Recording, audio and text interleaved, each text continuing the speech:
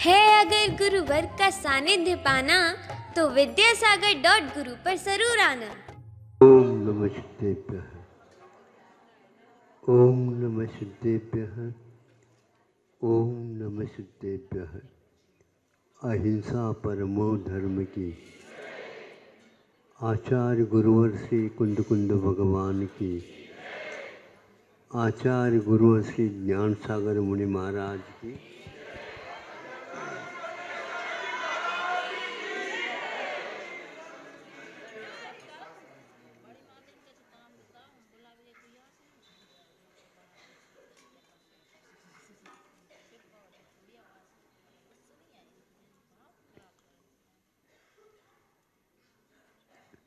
चिकित्सा के क्षेत्र में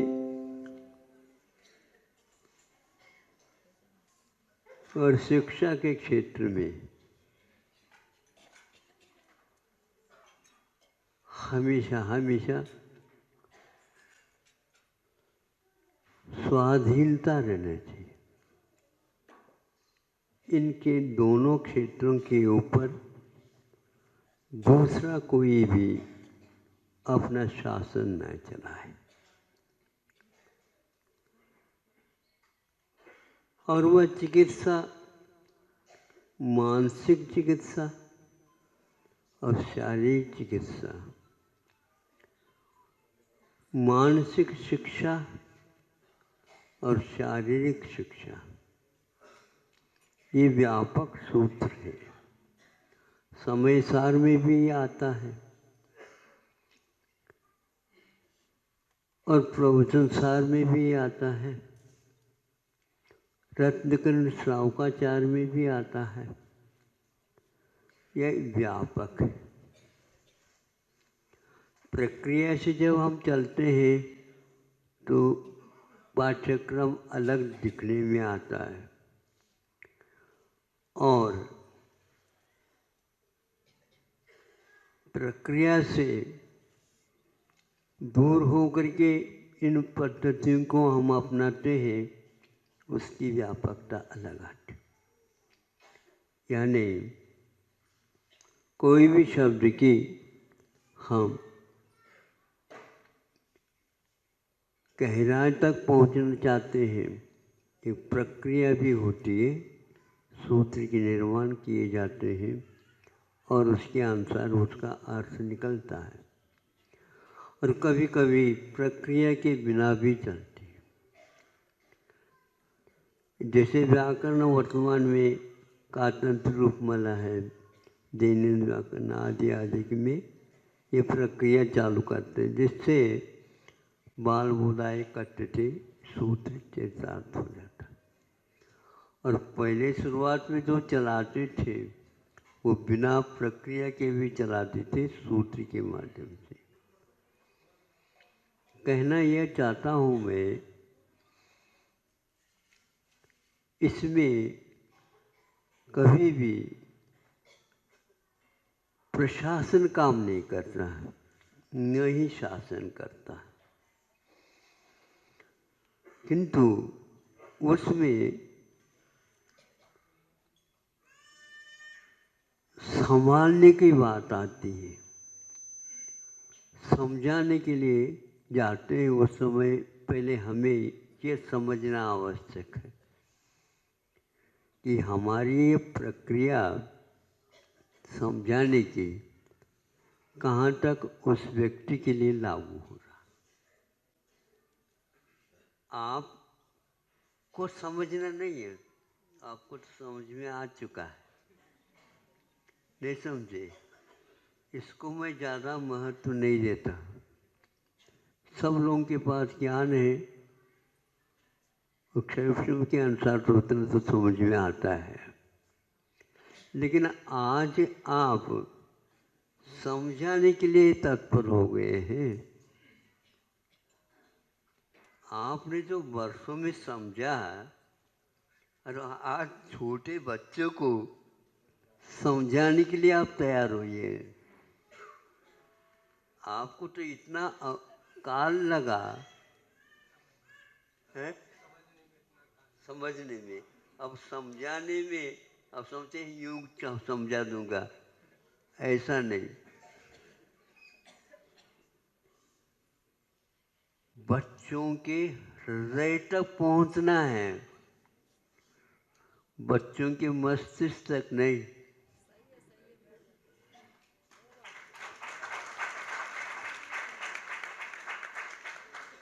बच्चा समझा क्या नहीं समझा, यह आपको समझना है। अब अपनी समझ मत बताओ, किंतु आपकी समझदारी तब सार्थक है जब आप बच्चे के हृदय तक पहुंच जाते हैं, वहाँ गुनगुनाते हैं और वह उसको पकड़ लेता है।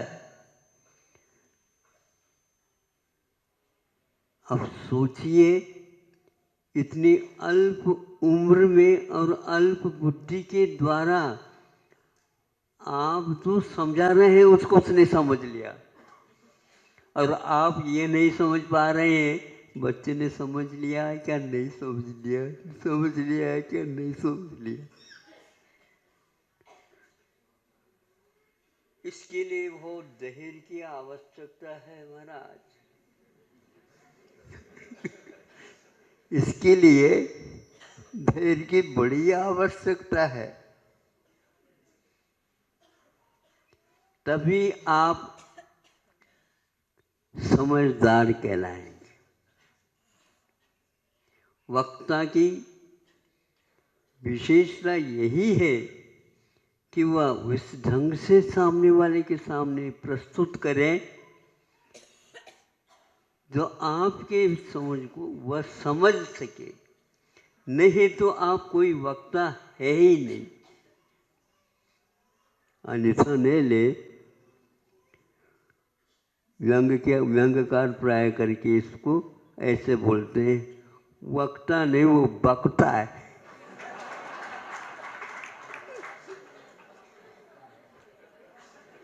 इसलिए मैं सोच रहा था इसको कहूँ क्या नहीं, व्यंग्यकार के नाम से कह रहा हूं मैं। है सही है ना? हम अपने ऊपर क्यों ले इसको? तो व्यंग्यकार इसी को बोलते हैं। विशेष रूपेण अंगस्य प्ररूपणम करोति थी व्यंग्यकार। व्यंग्यकार वो होता है विशेष रूप से अंग का प्रयोग करते, समझाने की बात चाहे चतुर्थ काल हो चाहे पंच काल हो, समझाने की बात पंचम काल तक तो चल सकता है। किंतु अब षष्ठी काल में आप समझाना चाहे अथवा पंचम काल के अंतिम छोर पर समझाना चाहे, कठिन होता। जब शाही से हम लिखते थे, शाही डालनी पड़ती थी, और शाही डालने के उपरांत जब लिखना प्रारंभ करते हैं, लेखन हुआ और लगन के साथ लिख रहे हैं, वो बीच बीच में धब्बा छोड़ने लगा। धब्बा समझते हो? शायद हाँ, अचानक आने लगा। मतलब अक्षर लिखना तो सही दूर की बात है, सब धब्बा आ गया। अब ये सोचते हैं कि ये क्या कर रहा है, शाही ज़्यादा है? नहीं, शाही जब पूर्ण होने की होती है उस समय धब्बा आ जाते हैं। हाँ। या तो दीपक के फवकना, वो वार्निंग या संकेत दे रहा है कि अब इसमें थोड़े से तेल डाल दो, नहीं तो फबक जाए। बुझने की ओर है। उस बच्चे से पहले आप ये निर्णय ले लेते हैं गलत कि हाँ हमने समझा दिया। अब बच्चा क्या सोच रहा होगा, उसको तो समझ में आ गया कि गुरुजी हमें क्या सिखा रहे हैं, वो तो वो ही जाने। वो क्या, उसका निर्णय क्या, मुझे कुछ समझ में नहीं आया। और हम डांट करके जबरदस्ती यदि दूध पिलाए, ये आपकी कुशलता नहीं मानी जाएगी, क्योंकि उसको समझ में आ गया और किसी के गुस्से को हमारे ऊपर ये लाद रहे।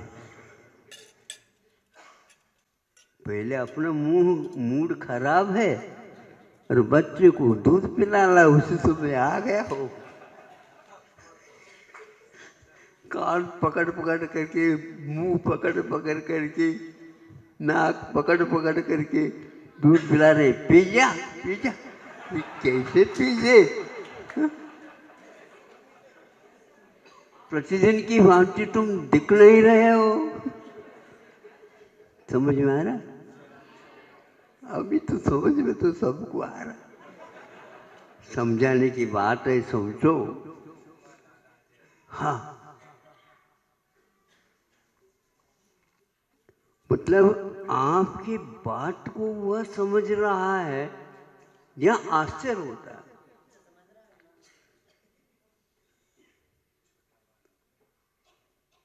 इतनी दशा में मैं क्या करता था, आज बरसों पढ़ने के उपरांत माथा बोए भूतों की खाली हो गई है। ध्यान रखना, समझाते समझाते अभी भी समझ में नहीं आ रहा है, तो वो बच्चा बहुत अच्छा है, सही बोलता है वो। क्यों बेटा, समझ में आ गया? आपको तो समझ में आया है गुरुजी, लेकिन मुझे समझ में नहीं आ रहा है। आप कितने प्रयत्न कर रहे हैं मुझे समझाने का और मेरे पास आने का, आप बहुत रास्ता ढूंढ रहे हैं, लेकिन मुझे समझ में नहीं आ रहा है। ऐसा कहता, आप तो समझा रहे हैं, लेकिन मुझे समझ में नहीं आ रहा।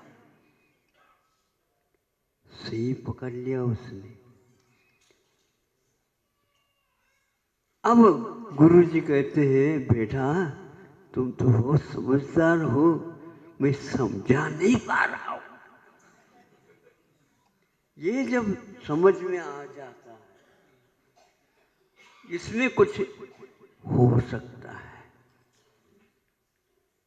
अब इसको बोलते हैं गुरु कृपा, इसको बोलते हैं बीच में एक प्रकार से वह बुद्धि आती है समझाने वाले के पास, हे भगवान मैं इस कार्य में किसी भी प्रकार से सफल हूं, ताकि मुझे जैसे मिला है गुट्टी में, उसी प्रकार इसको भी मिल जाए। इसके लिए हमेशा हमेशा मानसिक शिक्षा और मानसिक चिकित्सा दोनों की बड़ी आवश्यकता है। लात मारेगा रोगी, और क्या मारेगा, क्योंकि आपने हाथ बांध लिए, तो हाथ तो उसके चल नहीं पाएंगे। अब लात मारेगा और उनको भी आप बांध दोगे, तो हम क्या करेगा, बचेगा वो। मुंह बंद कर दोगे, अब क्या करेगा वो? सभी बंद हो गए। लेकिन आंखों के माध्यम से वह रोज चिल्ला करके आपको समझा रहा है। इस प्रकार जबरदस्ती आप करोगे, कैसे हो सकता? सब जगह जबरदस्ती चल सकता है, चलाना चाहे तो, लेकिन भावों का आदान प्रदान जबरदस्ती नहीं हो सकता।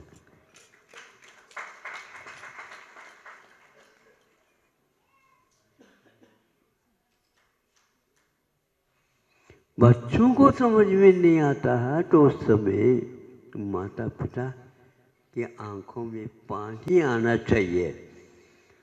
बच्चा समझ लेगा। आज स्वयं पिताजी कैसे रो रहे हैं, बहुत गंभीर होकर के वह देखता है माँ के मुख की ओर। प्रतिदिन तो चुटकी बजाते दूध पिलाती थी, आज वह रंग और अंतरंग सब कुछ भंग हो गया है। ये क्या मामला है? सुन रहे हो? आप लोगों को जबरदस्ती किया जा रहा है। हाँ, बहुत है। मास्क पहन करके आइए। वही बात, 2-3 वाक्य अभी तक याद नहीं आए। तुम लोगों को कैसे बच्चे हो?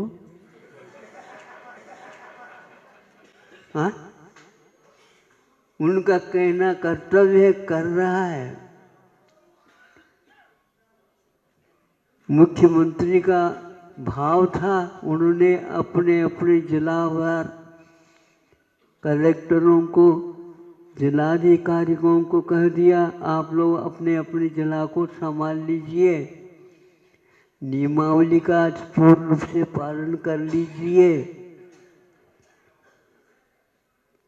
और आप लोग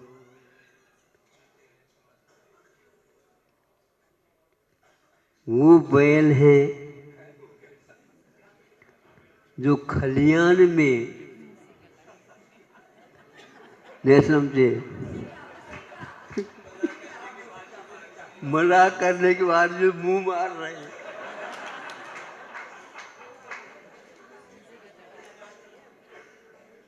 मास्क लगाओ, यही वही ये बात।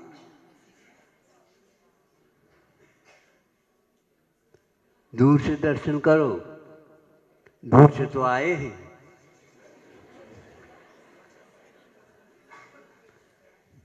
84 लाख योनि से आए हैं। वही कितनी बार उसी का सेवन कितनी बार। इसलिए आचार्य संतों ने ये कहा, समझ में आ जाए। जिस प्रकार आप लोग वमन का पुनः भक्षण करना उचित नहीं समझते, उल्टी हो जाती है, उसी प्रकार जो उल्टी आपने कर दी उसको उल्टी नहीं कर सकते। जिसका त्याग आपने श्रद्धान पूर्वक किया है उसको कैसे लेते? जबरदस्ती धार्मिक क्षेत्र में नहीं हो सकता, चिकित्सा के क्षेत्र में भी संभव नहीं। फिर अंत होगा तो जिसको आप समझाना चाह रहे हो, हाँ बात समझ में आ गई। क्या आ गई समझ में? यही आ गई, अब विद्यालय आने की कोई आवश्यकता नहीं। हाँ, विद्यालय आने की कोई आवश्यकता नहीं। अब आप समझ लो, जब विद्यार्थी यदि नहीं आएंगे तो आप शिक्षक कहाँ रहेंगे, आप ये बताओ।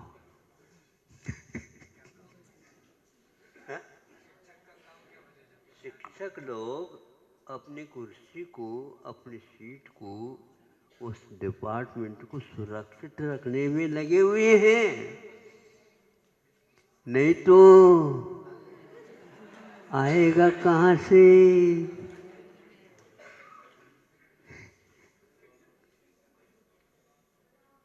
ये स्थिति है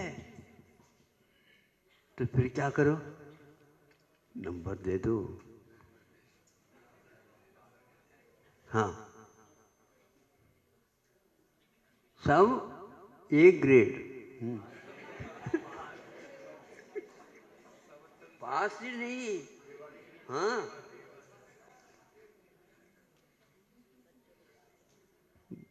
उन बच्चों को कभी भी उससे खुशी नहीं होती जो योग्यता के बिना भी यदि नंबर मिला है मुझे इससे संतुष्टि नहीं होती है।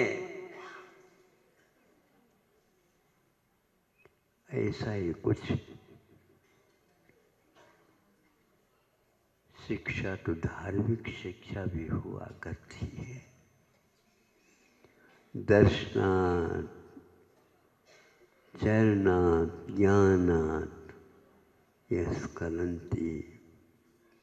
दर्शन ज्ञान चारित्र भी स्खलित हो सकते होते हैं, तो पूर्व स्थिति पर लाने के लिए वह समझदार सम्यक दर्शन होना और अपने संवेदन को सुरक्षित रखना आसान है, किंतु जो उससे स्खलित होता है उसको पूर्व स्थिति पर लाना आसमान को छूना है, आसान नहीं, बहुत कठिन है। पूर्वाचार्यों ने किस प्रकार समझदारी के साथ नासमझ को समझाने का प्रयत्न किया है, ये बहुत बड़ा काम है। एक बात, इसी बात को लेकर के सोचा,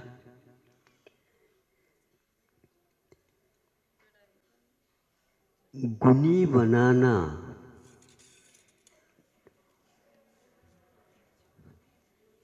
100 गुणी बनना है।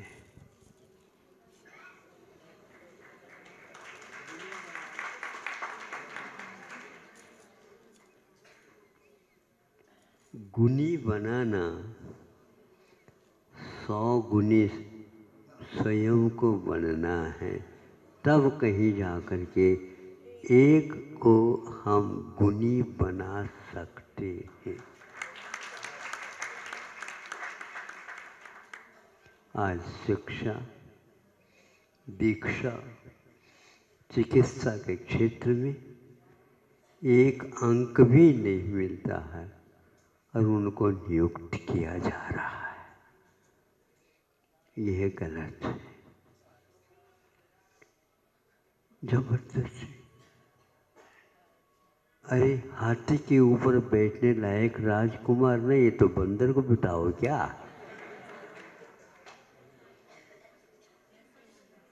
हाँ, हाथी भी समझता होगा इसको क्यों बिठाया गया। बिठाया नहीं गया, उछल कूद करके गया वहां तक। इसलिए ज्यादा तो कहना उचित नहीं, क्योंकि आप लोग समझदार हैं, किंतु अब समझने को बांटना है। बांटना है,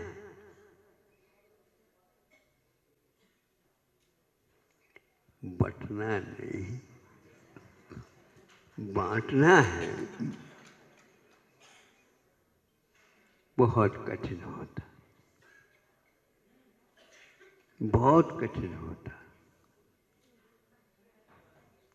इसलिए शिक्षा नीति 70 वर्ष के बाद में भी परिवर्तित कराई जा रही है। बार बार सोचना पड़ता है, जब 70 साल में शिक्षा नीति परिवर्तित नहीं हो पाई, क्यों ऐसा हो रहा? ये एकमात्र हम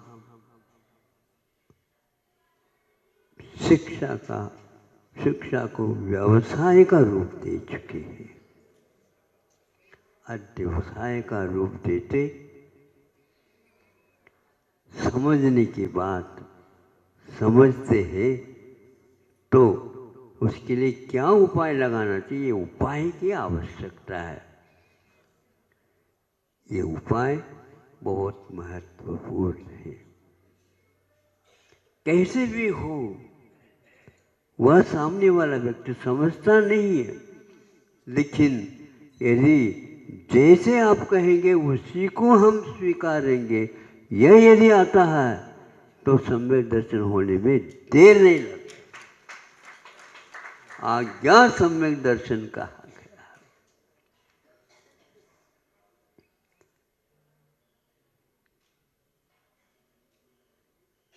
सोचने की बात ही नहीं आज्ञा को मानने के लिए, आज्ञा को देने के लिए सोचने की बड़ी आवश्यकता होती। आज्ञा पालन करना और आज्ञा को देना, इन दोनों में बहुत अंतर है। कठिनतम है आज्ञा का देना और आज्ञा स्वीकार करना। गुरु नियोगात, यह अपने आप में बहुत महत्वपूर्ण सूत्र है। गुरु आज्ञा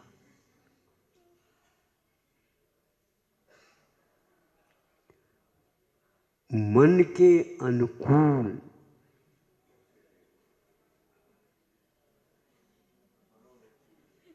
मनोनुकूल आज्ञा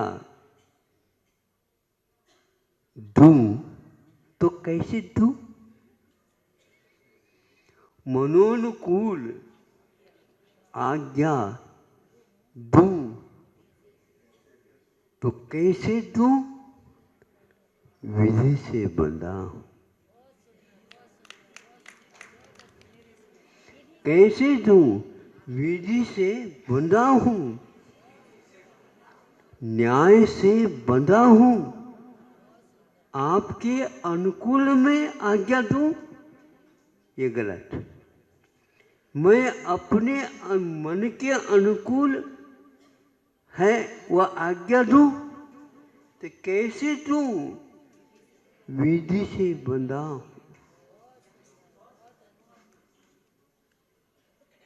इसलिए